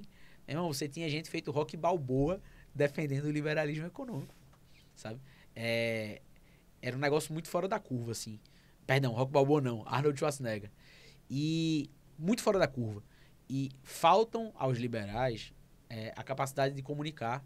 Então, todo parabéns do mundo por isso daqui. A gente precisa comunicar, voltar a comunicar a liberdade. E veja, o Brasil está passando por mais um momento de muita dificuldade. E que com os valores de Locke, a gente consegue sanar vida, propriedade e liberdade. Bicho, não tem muito mistério. O mundo gira, o mundo é uma bola, como diria Musa do Calypso. Mas ele sempre volta pro mesmo lugar. A confusão... Peraí, como diria quem? A Musa do Calypso, qual é o nome dela mesmo? A mulher de Chimbinha. Não, pô, isso aí é Joel. É Priscila Senna, pô. Ah, tá, rapaz. Priscila Senna não canta, pô. O mundo gira, o mundo é uma bola. Eu pensava que fosse Joel. Irmão, já dizia Priscila Senna, o mundo gira, o mundo é bola. Tudo vai continuar da mesma forma, meu amigo. Daqui a 100 anos, o mundo vai estar passando de novo por crise, por briga, por confusão. Fukuyama, eu até falei dele na palestra, Fukuyama uma vez chegou com uma história, não quero o fim da história, né? Depois da Guerra Fria, caiu o muro.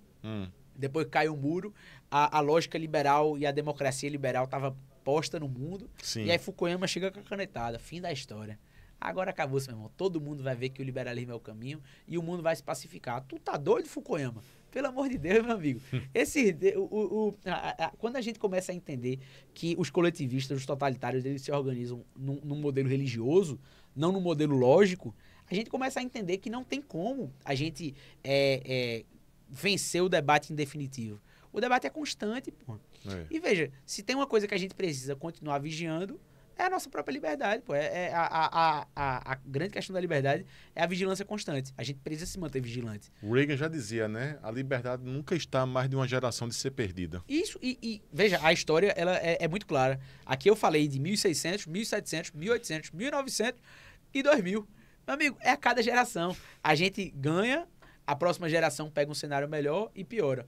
A próxima geração ganha, pega um cenário melhor e piora. A outra geração ganha, pega um cenário pior. Meu irmão, é cíclico. A mudança é que, veja, em 2016 o Brasil conseguiu tomar um respiro.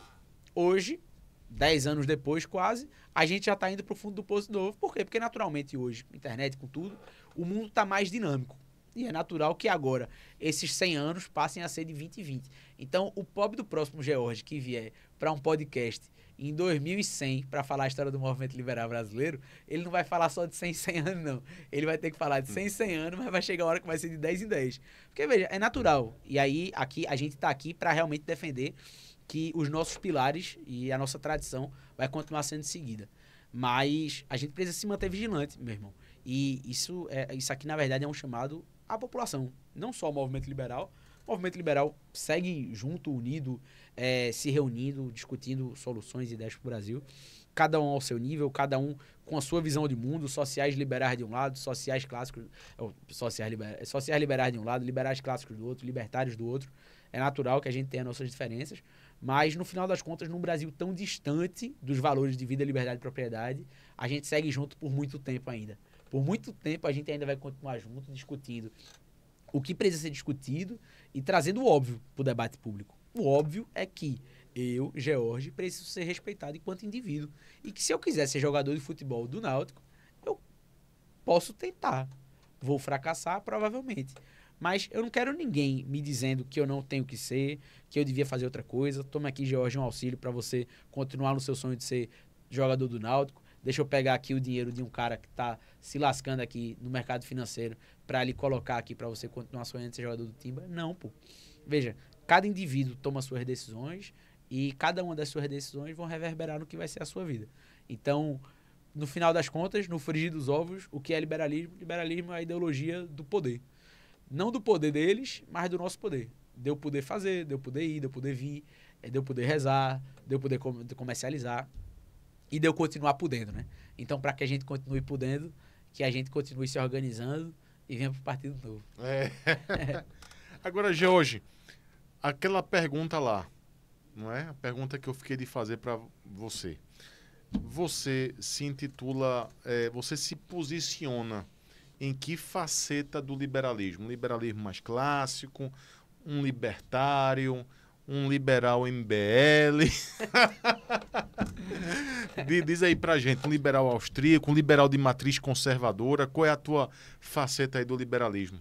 Quando eu entrei na faculdade de economia, por essa admiração gigante que eu tenho por Friedman, pela capacidade dele de comunicar, porque eu acho que é muito difícil a gente comunicar. Muito tudo. Difícil. A muito. política, a economia, principalmente a liberalismo. Tudo é muito difícil de comunicar. É muito difícil de você fazer com que as pessoas criem algum interesse pelo que não é entretenimento. Meu irmão, veja, hoje no Brasil tem provavelmente, a essa hora da noite, a gente está gravando isso daqui, são 11h32 da noite, devem ter pelo menos 1 milhão de pessoas no Brasil assistindo ao rancho de Carlinhos Maia. Vocês, pela cara que fizeram, talvez não saibam nem que danado é Carlinhos Maia. Sendo que tem provavelmente 1 milhão de pessoas assistindo isso. E aí, veja, num mundo onde tudo é entretenimento, como é que a gente disputa o espaço com entretenimento? Na verdade, no mundo onde a política é entretenimento, onde tudo virou pataquada, tudo virou briga, tudo virou vídeo, tudo virou foto, tudo virou... aquele negócio, debate. Meu irmão, todos os debates viraram entretenimento hoje no Brasil. Tanto é que a turma que debate tá aí pipocando. Não porque é boa no debate ou porque convenceu o cara que tá ao seu lado, mas porque virou entretenimento. Então, é muito difícil você disputar espaço com entretenimento. E Friedman conseguiu. Então, quando eu entrei na faculdade de economia, eu era bem chicaguista. Assim, eu tava com ele pra matar e pra morrer. Eu gostava daquele velhinho com poucos. Eu acho que nem Rose Friedman, que era a mulher dele, gostava tanto dele quanto eu. Bem escola de Chicago. Bem escola de Chicago. Sendo que é a escola de Paulo Guedes. Paulo Guedes, isso. Do Chicago Boys. Mas, precisando liderar processos no movimento liberal aqui, eu fui começando a escutar todo mundo. E veja, eu sou um cara que sou facilmente impressionável, assim. Todo mundo que é inteligente ou parece inteligente, eu paro pra escutar e eu acho que o cara tem razão. Então, o cara pode estar falando um absurdo tremendo, mas se ele falar de um jeito inteligente, eu vou dizer, menino, o cabo é bom, viu? Então, tomando posse desse cargo de liderança... Jones Manuel. Aquilo é um louco. Aquilo é um louco. Ele defende que matem a gente, pô. Aquele miserável. Eu falo que é inteligente. Pra ser inteligente, o cara primeiro tem que defender a liberdade, né? Se o cara não defende a liberdade, ele não é inteligente, pra mim, na minha concepção. Nem parece inteligente. E aí, eu fui sendo puxado pro centro liberal, do ponto de vista que hoje eu me entendo mais como liberal clássico, porque eu entendo que todas as doutrinas, elas têm muito a contribuir e que cada uma vai conseguir contribuir dado o cenário e o tempo onde a gente vive. Por exemplo, a escola austríaca teve grande influência no Brasil durante as idas de 2016 com a ex-presidente Dilma, né? Dilma fazendo as besteiras dela, trazendo tudo pro governo, aumentando carga tributária. Era natural que os nossos amigos austríacos ganhassem uma atenção maior. E a gente precisa dessa atenção das diferentes frentes nas diferentes situações que o Brasil passa. Então, hoje eu sou um cara que estou aberto ao movimento liberal para que a gente siga debatendo, sabe? E aí, para mim, eu acho que a forma mais fácil de seguir fazendo isso é se colocando numa repórter de liberal clássico. Então, acredito em vida, liberdade e propriedade. E tamo junto, John Locke, o homem. Que canetada. Se ele quiser voltar para ser candidato a vereador pelo Partido Novo, eu faço a campanha dele. Cara, o Frederic Bastiat, no livro A Lei, é o que ele mais fala. É sobre isso. Vida, liberdade e propriedade, justamente repetindo, reproduzindo John Locke. É maravilhoso. Jorge, meu irmão, cara, uma aula dada aqui, meu irmão, de história do liberalismo no mundo e no Brasil. Realmente, você hoje é um cara que entrou justamente na história do liberalismo, repito, não somente na região Pernambuco, mas Brasil, pelo que você construiu, não é? Então, meu irmão, você está de parabéns. Continue aí firme nesse trabalho. Pode contar aqui conosco, o pessoal aqui da segunda maior cidade de Pernambuco, Jaboatão. A gente está lutando para ganhar esse espaço também, não é? Jaboatão é a 9ª maior cidade do Nordeste. A gente precisa também espalhar essas ideias de liberdade e o podcast é uma tentativa de disseminar, de fato, essas ideias e aos pouquinhos a gente vai conseguindo. A gente também tem que entender, George, que muito do que hoje a gente está fazendo, a gente não vai ver os resultados, não é? Que vai ver os resultados são os nossos filhos, os nossos netos e tal. Talvez como o mundo está girando rápido demais, né? As coisas estão se abreviando, não vai ser mais de 100 em 100, agora de 20 em 20, como você mesmo falou. Talvez se a gente realmente veja os resultados aí realmente mais rápido, concordo contigo. Mas, meu irmão, gostaria que você pudesse agora fazer um momento aí de considerações finais, não é? Agradeço enormemente, meu irmão, a sua presença aqui hoje. Assim, foi bastante edificante para mim, para todos que estão aqui. Fred, o meu filho está também presente, Cezinho. O marxista aqui, Carlinhos, que está trabalhando hoje em regime especial de escravidão mais uma vez, não é? Trazer Joaquim Nabuco para defender esse homem, pelo amor de Deus. Ele está aqui em cárcere privado aqui, ouvindo, sendo exorcizado aqui, não é? Ao vivo. Meu irmão, considerações finais, fica à vontade, velho. Sim, considerações finais é que vale a pena defender a liberdade, dá um trabalho muito grande, mas Caramba. vale a pena. No final das contas, a gente vive um Brasil que está muito atrás do mundo. A gente precisa se entender enquanto o que a gente realmente é. Veja, o Brasil é um país que é muito pobre. É um país que está muito atrasado. A gente vive num país onde 50% da população não tem saneamento básico. Isso é uma coisa que foi sanada no Brasil, na Europa há 100 anos atrás. Veja, a gente está muito atrás do mundo. E quando a gente entende quão atrás a gente está, a gente começa a se revoltar e aquela fagulha volta a surgir. Então, para as considerações finais, eu acho que chegou a hora da gente mostrar para a população, para quem nos escuta, quão atrás a gente está. Quando qualquer pessoa daqui vai para fora, a gente vê como está o mundo, como o mundo se desenvolveu e com todos os problemas que o mundo passa, o mundo está muito à frente do Brasil.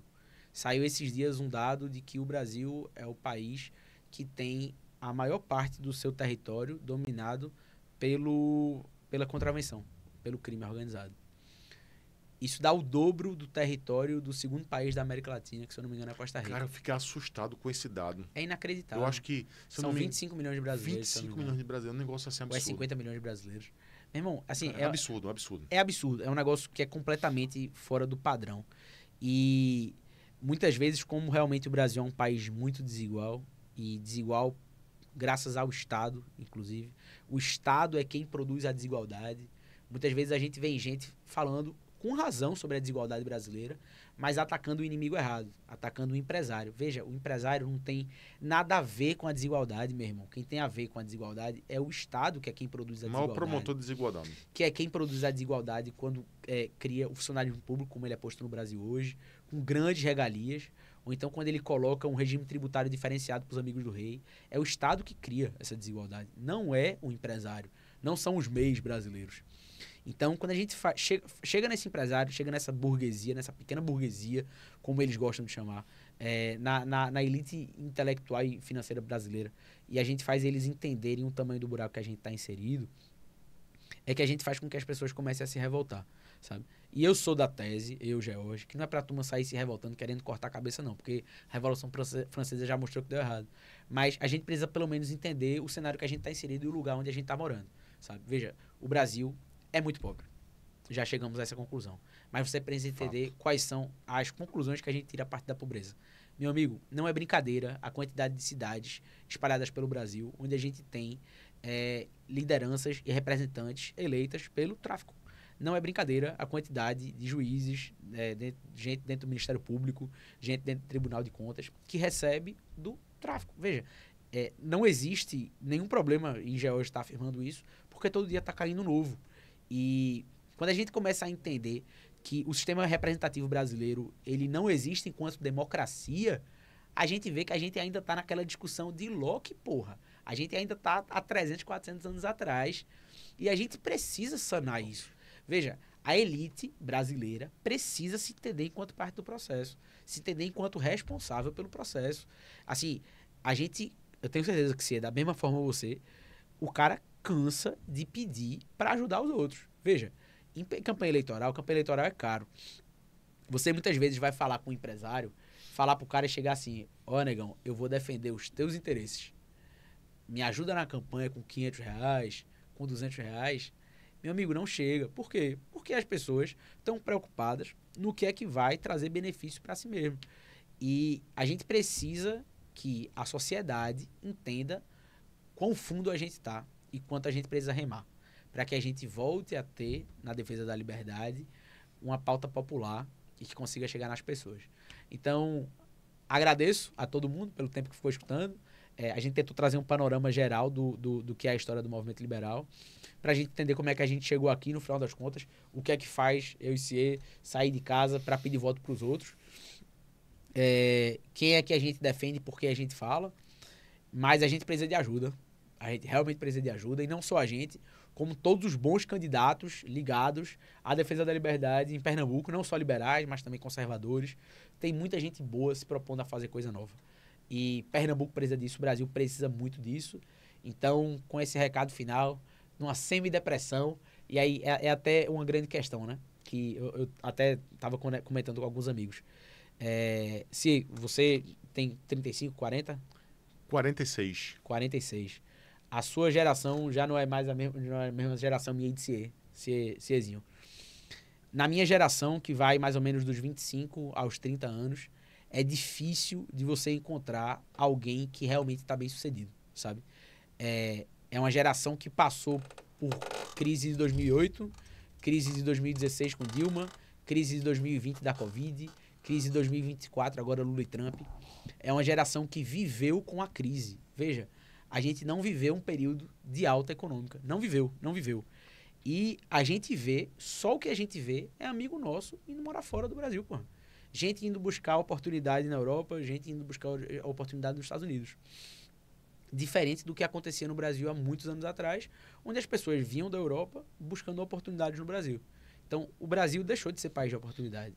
Não existe mais oportunidade desse país. E é muito difícil de você imaginar alguém da nossa geração, que hoje é bem sucedido financeiramente, que não esteja entre funcionários públicos, cargos comissionados, médicos, ou gente que trabalha com coisa errada. Com jogo do tigrinho, com aposta e com o que for. Então, hoje é uma terra arrasada muito grande do Brasil, E você, que está escutando, precisa se entender parte dessa terra arrasada. Você precisa olhar para os agentes que fizeram com que provavelmente o seu futuro esteja comprometido e entenda que eles não podem estar na mesa de decisão, decidindo pela sua vida. Que a sua vida cabe a você, meu amigo. Então, se você não olha para esse todo e se revolta, se você olha para esse todo e continua vendendo seu voto, se você olha para esse todo, continua indo para comitê porque tem cerveja de graça, se você olha para esse todo, continua fazendo campanha para pai de amigo que já é político há 50 anos, veja, você provavelmente vai sofrer com as consequências que você escolheu sofrer. Já dizia Ayn Rand, você pode ignorar a realidade, mas não ignorar as consequências de ignorar a realidade. Isso. Então, veja, tome prudência do que está acontecendo no mundo. O mundo gira, o mundo é uma bola. E a gente precisa mudar isso aqui de alguma forma. Eu acho que eu deixei um legado, mas tem um legado muito maior para ser deixado.